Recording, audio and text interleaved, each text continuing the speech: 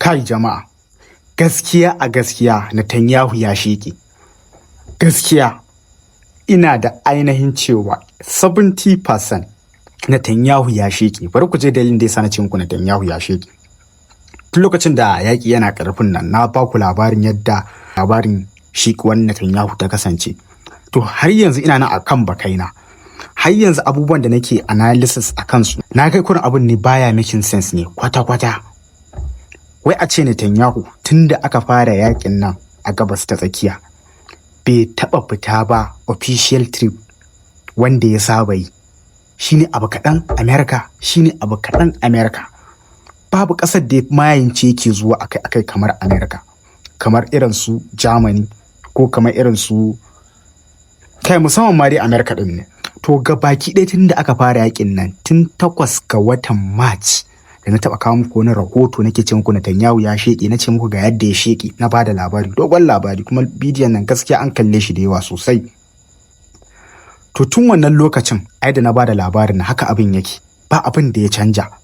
Yanzu matsalar da ake ciki Netanyahu baya zuwa ko ina, sai dai ai ta mana bidiyo gashi nan ya je ya ga sojojin shi, gashi nan a wajen yaƙi baci an gama yaƙi gashi da sojojinsa yana ba su lecture, ko kuma gashi nan wani irin mai mukami daga Amurka ko daga kasashen da suke da ƙawance sosai tsakaninsu da Netanyahu ya mika masa ziyara. Amma har yanzu babu wani shugaban ƙasa ko wani prime minister daga sassan duniya wanda aka yarda da shi, musamman irin su kamar Narendra Modi, Prime Minister India, har yanzu bai kara shiga Isra'ila ba, kuma ya ci a ce ya shiga akwai kwanaki ma Secretary of Defense ko Secretary of War Peter Hegseth ya yi planning din zai tafi Isra'il su gana da Netanyahu, karshe cancel din trip din gabaki daya. Haka zalika Marco Rubio, sakataren Amurka, shi ma yayi planning din zai zo Isra'il, shi ma yayi cancel din zuwansa. To muke wakana JD Vance bai je Isra'ila ba,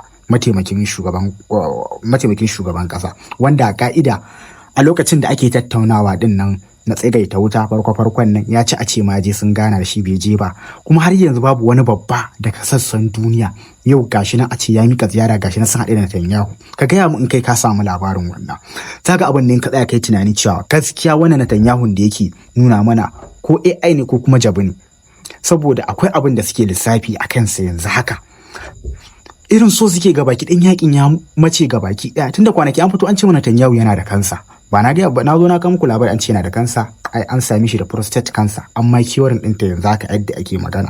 To it means kun ga a hankali za a zo da wani labarin ba za a ce mana a Iran ce ta sheke shi ba, sai dai kuma a ce ai larura ce ta sheke shi. Kun gane? Tunda a lokacin da al'umma suke, in za ku tuna lokacin da ake ta magana akan cewa Netanyahu ya sheke, za ku ga nan da nan yan propaganda manya-manya daga Amurka suka fara zuwa Isra'il suna kokarin a daka dinga haɗa videos na AI muka dinga exposing ɗinsu muna nuna muku. Daga ƙarshe dai suka san yadda suka rarfa wannan magana ta mutu ga baki ɗaya. Ci kake ba ƙara magana ba, duk wasu manyan gidan jaridu ma suka daina wannan magana, tunda zaka san akwai ko wani barazana da ake ko wani abu haka magana ta lafa ga baki ɗaya. Amma yanzu abubuwa ne da nake ta kalla sai nake ganin kai gaskiya gayan nan yana lahira, ya sheki ga baki ɗayan shi. Gaskiya magana cike kai ma ka tsaya ka tambayi kanka, yaushe rabon da Netanyahu ya fito kasar waje, yaushe rabon da aka masa ziyara wani mai karfi a jiya ya shiga masa ziyara, babu ko ɗaya.